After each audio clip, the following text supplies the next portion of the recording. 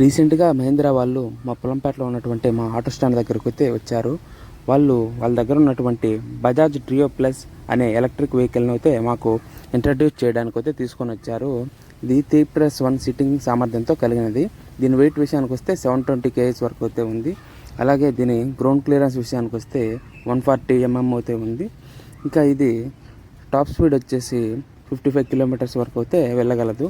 అలాగే దీని రేంజ్ వచ్చేసి కంపెనీ వాళ్ళు క్లెయిమ్ చేయడం ప్రకారం 167 km అయితే ఉంది.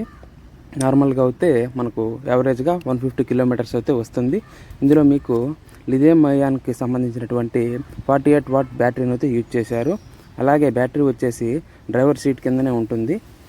అలాగే మీకు ఇందులో చూసుకుంటే కనుక మీకు టార్క్ అయితే చాలా ఎక్కువగా ఉంది. 42 mm టార్క్ అయితే ఉంది. అలాగే పవర్ వచ్చేసరికి 8 kW వరకు అయితే ఉంది.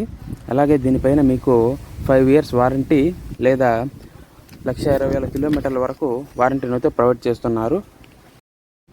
టైర్స్ చాలా పెద్దవి అయితే ప్రొవైడ్ చేశారు. అలాగే ఇంకొక రెండవ బ్యాటరీ, చిన్న బ్యాటరీ కూడా ఉంది ఒకటి. అది ఎందుకు ఇచ్చారో తెలియదు, మరి చిన్న బ్యాటరీ కూడా ఉంది. ఇది మీకు ఫుల్లీ డిజిటల్ కన్సోల్తో అయితే మీకు లభిస్తుంది.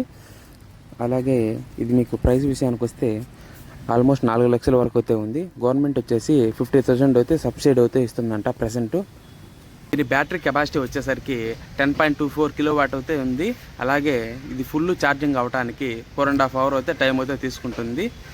అలాగే ఇది మీకు ఛార్జింగ్ కాయ ఇక్కడ కాలిపినట్టయితే కనుక 40,000 అయితే అవుతుంది. ఛార్జింగ్ కాయ చాలా ఎక్స్పెన్సివ్గా అయితే ఉంది. కంపెనీ వాళ్ళు ఛార్జింగ్ కాయ మీద వారంటీ అయితే ఇస్తున్నారు. ఆ వారంటీ ఉన్న రోజులు ఒకవేళ కాలిపోతే వాళ్ళు అయితే అమౌంట్ పే చేసి కొత్తగా అయితే ఇస్తారనమాట.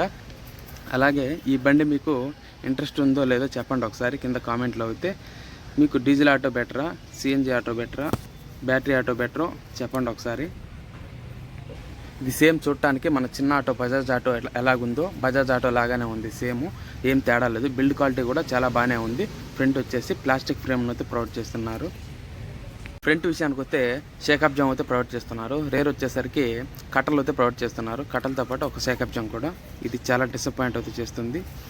సిటీలో కాబట్టి ఎగరేస్తూ ఉంటుంది. ఇది చాలా డిసప్పాయింట్ అవుతాయి. సిటీ పర్పస్ కాబట్టి సస్పెన్షన్ ఇచ్చుంటే బాగుండు ఫీడ్బ్యాక్. వీడియో కూడా మీకు నచ్చినట్టయితే లైక్ చేసి మన ఛానల్ని సబ్స్క్రైబ్ అయితే చేయండి. This is Karthik.